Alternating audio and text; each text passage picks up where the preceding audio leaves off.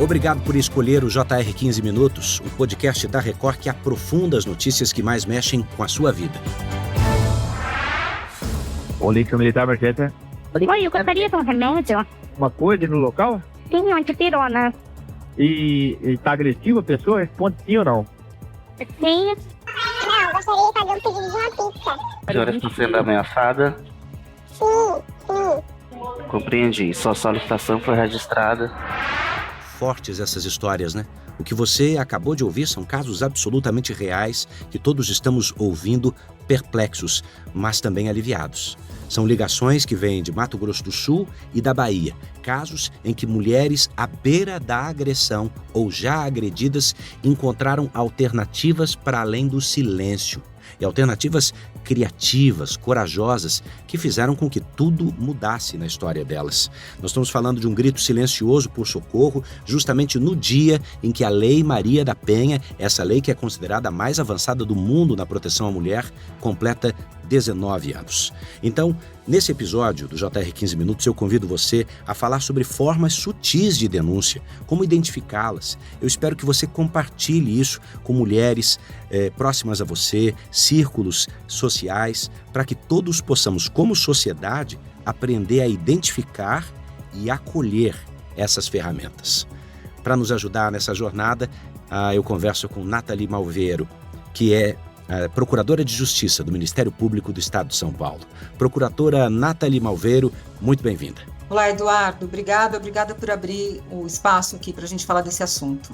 Vamos começar por aí. O que a mulher precisa antever para poder se salvar, como nos dois casos que conhecemos aqui? Então, Eduardo, essas mulheres em situação de violência, a gente primeiro precisa lembrar que essa situação de violência grave, os feminicídios, ocorrem na maioria das vezes no interior da casa, né? Então, essas mulheres vão estar naquele local em que elas acham que é o local mais seguro para elas, né? A gente, quando chega dentro de casa e tranca a porta, a gente acha que a gente está protegida. E é justamente esse local que é um local de risco para essas mulheres. Então, elas precisam desenvolver estratégias, né? Pensar em estratégias que podem ajudá-las num momento de crise, num momento de risco.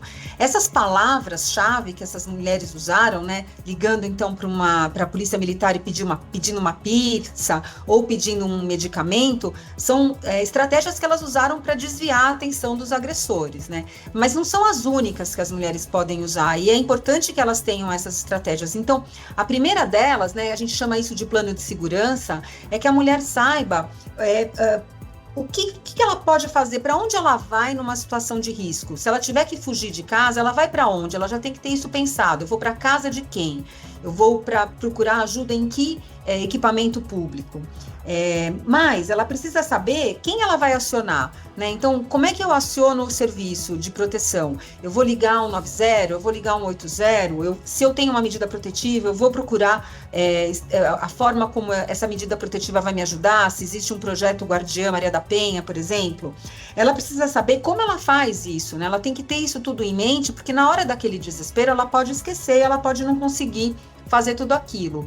Uma coisa muito importante é que essa mulher tenha uma chave da casa em um local acessível, né? Então, que ela faça uma cópia da chave da casa dela e deixe escondido em alguns lugares da casa, né? Porque às vezes o agressor, ele tranca a porta da casa, tira a chave e vai, por exemplo, tomar banho, vai fazer alguma coisa, aquela mulher não tem como sair. Então, é importante que ela tenha uma chave da casa ali escondida para ela poder sair, então, enquanto ele está distraído, né? É importante que ela tenha um local em que ela já planeje onde ela pode se trancar para acionar a polícia militar, um local em que o agressor não vai ter acesso, em que ela possa então se trancar até ela acionar a polícia militar.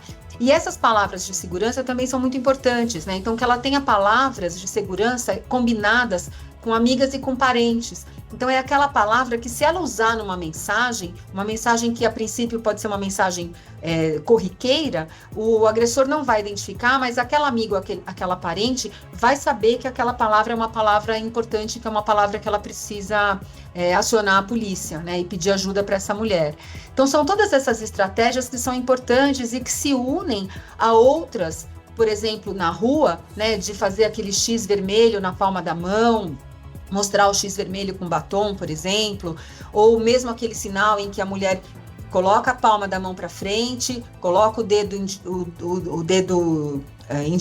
dedão para dentro e faz um 4, né? E aí dobra esses 4 dedos que ficaram levantados, que é um sinal também para indicar que ela está sofrendo violência doméstica, que ela está numa situação de risco. Agora, doutora, se não tivesse do outro lado da linha um agente da lei responsável e, sobretudo, sensível, esses 2 pedidos de socorro não teriam dado em nada. Qual é a importância de treinarmos? E olha que eles não ligaram para um 180, não ligaram para um Projeto Guardiã ou para a Guarda Maria da Penha, ligaram para a Polícia Militar e deu certo. Isso que você fala é extremamente importante, né? As pessoas que fazem esse atendimento, elas têm que estar capacitadas para entender aquela situação, né? Então, é óbvio que uma pessoa não vai ligar para a Polícia Militar para pedir pizza, né? Então, o policial, nessas ligações, ele faz uma pergunta: a senhora está ligando para a Polícia Militar? Aí ela fala: sim, é isso mesmo, eu quero uma pizza.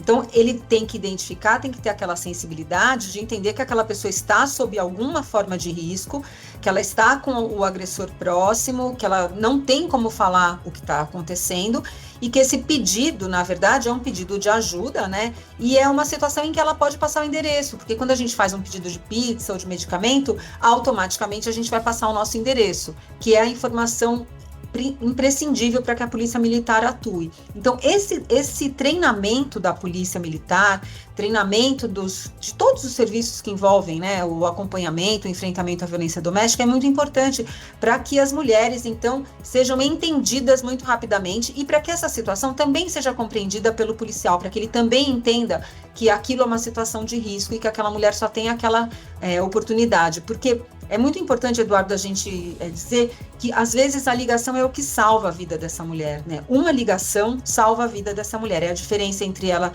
viver ou ela morrer. No ano passado, esse número reduziu um pouquinho. 52 mulheres morreram nessas condições, mas ainda assim é um número brutal. E nós não estamos falando, não procurador, apenas de uma lei como a Maria da Penha, importantíssima, avançada, que tem 19 anos. Mas estamos falando sobre os 10 anos da lei do feminicídio, que torna esse crime hediondo e que faz com que a pena mínima para o crime já comece nos 20 anos e possa chegar a 40. E ainda assim os agressores riem na cara da lei, muitas vezes rasgam a medida protetiva no rosto do oficial de justiça. O que é que nós estamos enfrentando no Brasil, doutora? Eu acho que o que nós enfrentamos é uma epidemia.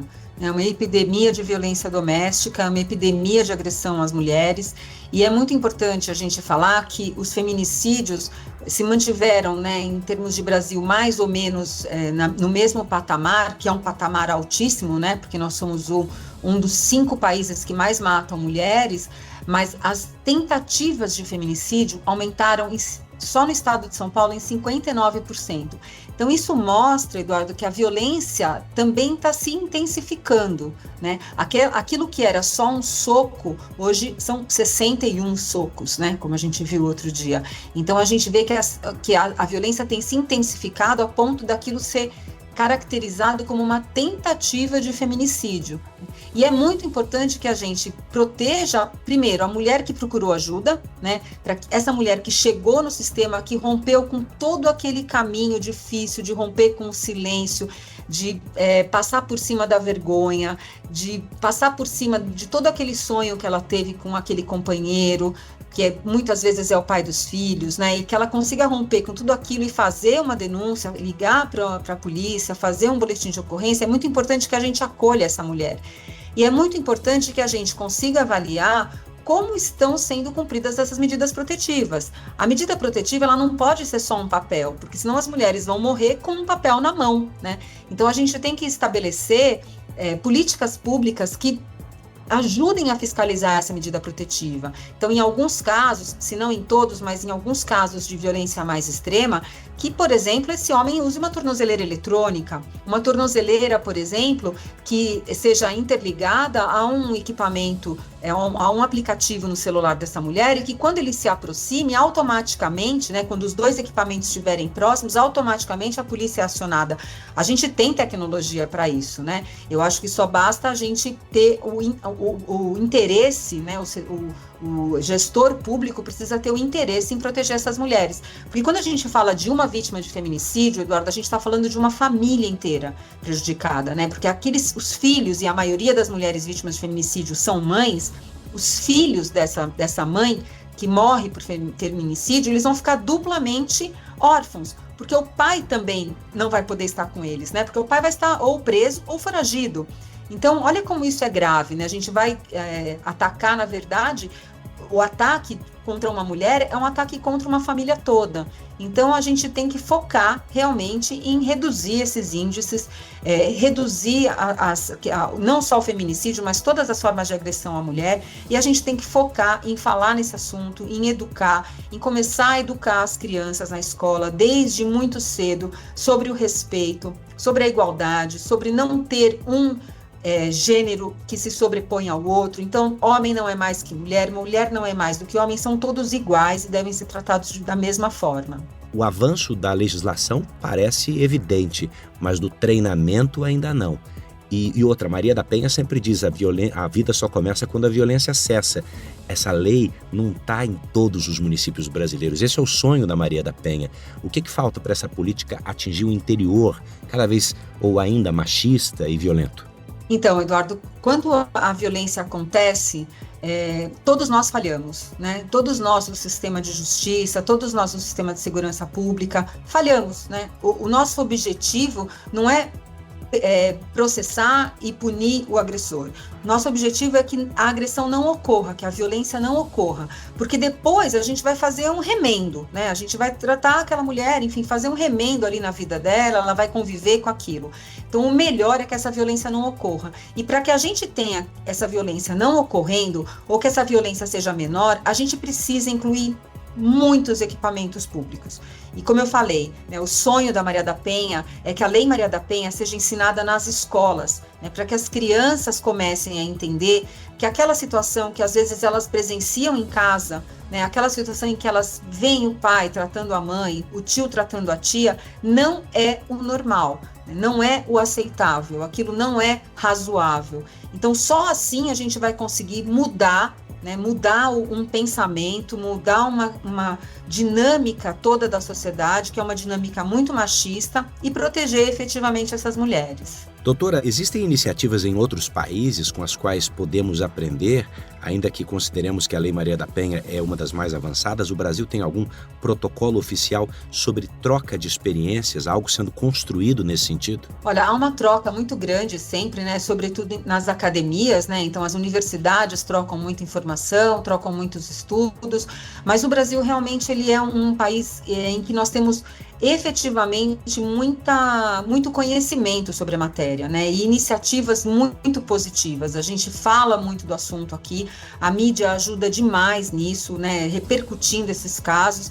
Então, eu acho que nós temos os instrumentos para que a gente consiga reverter esse quadro. A gente precisa só falar desse assunto, né? A gente precisa levantar esse assunto e acabar com aquela máxima de que em briga de marido e mulher ninguém mete a colher, né? Então, se você é vizinho e você ouve, por exemplo, uma mulher pedindo por socorro, ou você ouve barulho de briga, de agressão, você tem uma obrigação moral de ligar para a polícia e chamar a polícia militar, porque como eu disse antes, essa ligação pode ser a diferença entre a vida e a morte dessa mulher, né? Então, se você é síndico do prédio, se você é porteiro, você tem essa possibilidade de ajudar essa mulher, né? Um outro sinal, por exemplo, que a mulher pode usar, e a gente falou lá dos sinais, é algum sinal na janela, por exemplo, né? Colocar alguma coisa na janela que chame atenção para aquela situação de violência que ela vem sofrendo e que os vizinhos, então, percebam. Então, são todas estratégias que se combinadas, né? E mais do que se combinadas, se o entorno tiver também ajudando a tomar conta daquela mulher, ajudando a proteger aquela mulher, a gente vai conseguir reverter esses dados, né? Então, a gente tem que contar com a sociedade toda nessa luta, né? Ninguém quer uma mulher sofrendo violência doméstica. Pense no que fazer no momento de aflição e de violência. Combine com alguém, sobretudo. A doutora acabou de falar da janela, né? Quem sabe um X feito de batom vermelho. na janela e vizinhos avisados, parentes avisados, né? Porque isso salva vidas, não, doutora? Exatamente. É como quando a gente vai para algum lugar e a gente pensa antes no que a gente vai colocar na bolsa, né? A gente vai viajar, a gente pensa o que a gente vai colocar na mala, o que a gente vai levar na bolsa, qual o caminho que a gente vai fazer, qual a linha de ônibus a gente vai tomar. A gente faz essa programação, né? E na hora a gente vai ali no automático fazendo as coisas. É a mesma coisa. Essa mulher, ela tem que ter essa programação. Então ela tem que pensar numa situação de risco, para onde eu vou, quem eu vou procurar, como eu vou fazer, aonde vai estar uma chave escondida, quem eu vou acionar, qual palavra eu vou usar para minha amiga. Aí, na hora daquele desespero, na hora daquela crise mesmo, ela vai saber fazer aquilo de forma automática. Doutora Nathalie Malveiro, Procuradora de Justiça Criminal do Ministério Público de São Paulo, muito obrigado pela entrevista. Eduardo, obrigada a você, e eu estou à disposição para quem precisar de informação, e eu acho que a gente tem que repassar essas informações, porque a informação também pode salvar a vida de muitas mulheres. Esse foi o JR 15 Minutos, edição 1230. A produção, que foi de David Bezerra e das estagiárias Amanda Fusita, Bárbara Maiato e Yasmin Logrado. Sonoplastia, Wendel Montalvão. Coordenação de conteúdo, Deni Almeida. Direção editorial de Tiago Contreira e a vice-presidência de jornalismo de Antônio Guerreiro. O JR 15 Minutos está no portal r7.com, nas redes sociais do JR e na sua predileta plataforma de streaming. Bora pra próxima?